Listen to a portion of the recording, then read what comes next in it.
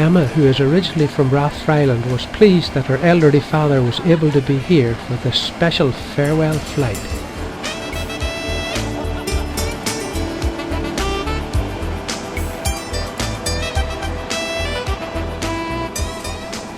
As the interviews continue, the feelings of the crew and the specification of Concorde are given.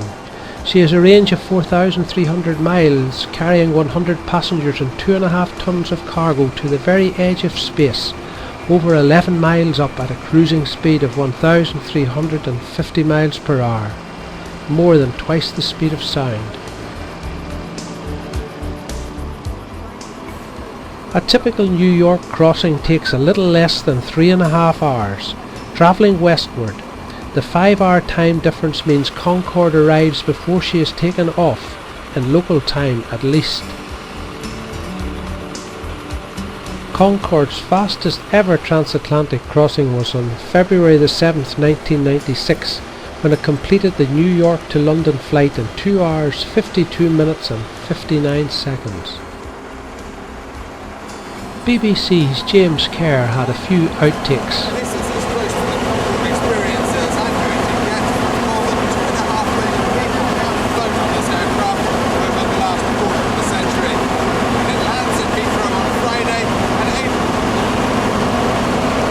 As I'm going to get, but over the past quarter of the century, more than 2.5 million people have flown on this aircraft. When Concorde finally lands at Heathrow,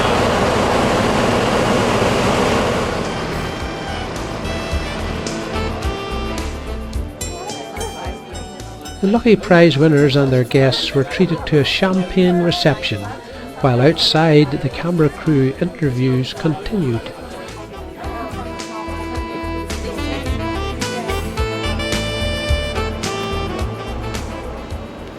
What's your main job here at Belfast International Airport?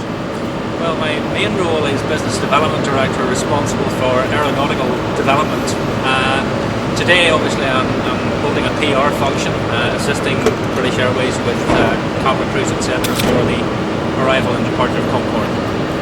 Well, certainly a very important aircraft visiting here. We here actually, it was here about I think 10 or 12 years ago.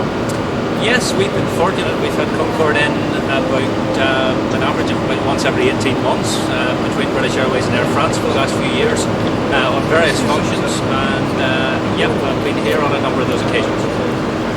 I believe you actually entered the Concorde competition, you all. Well, all the staff at the airport were entered for a competition to win a seat on Concorde, which I won. But I was very busy with British Airways today, so I gave away my ticket. Such a martyr. I must say, a very charitable act. Probably not many people would actually believe that. Well, believe it or not, it's what happened, and I've been on Concorde before. I've never been off the ground on it, but obviously it's a fascinating aircraft and will be greatly missed, and I hope the person who bought my ticket thoroughly enjoys their flight. And presumably the champagne that goes with it. And the champagne that goes with it. Dom Perignon, I believe. Thanks very much. Well, another person is organising Concorde's big visit to Belfast International Airport today. It's Jacqueline Scott. Jacqueline, what is your big function here today?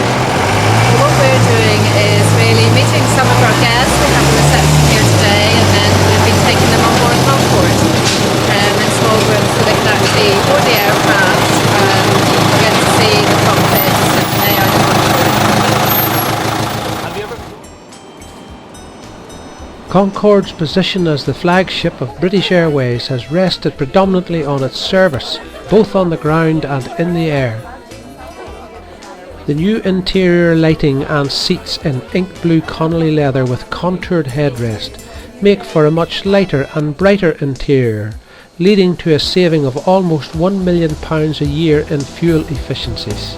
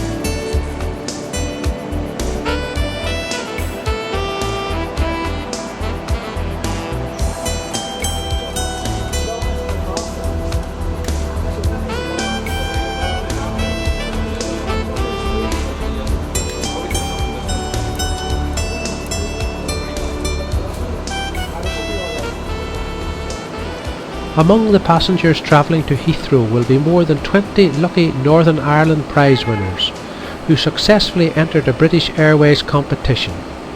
The Northern Ireland winners are among 300 UK regional prize winners who won tickets to fly on Concorde during her final week in operation.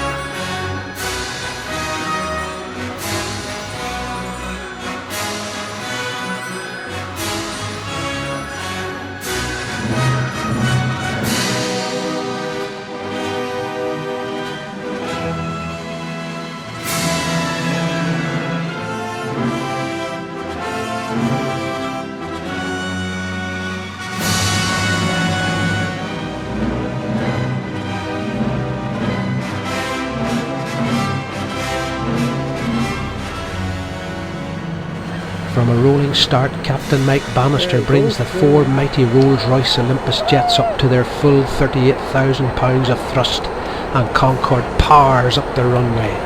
At 250 miles per hour, her nose wheel lifts and Concorde will leave Northern Ireland for the last time.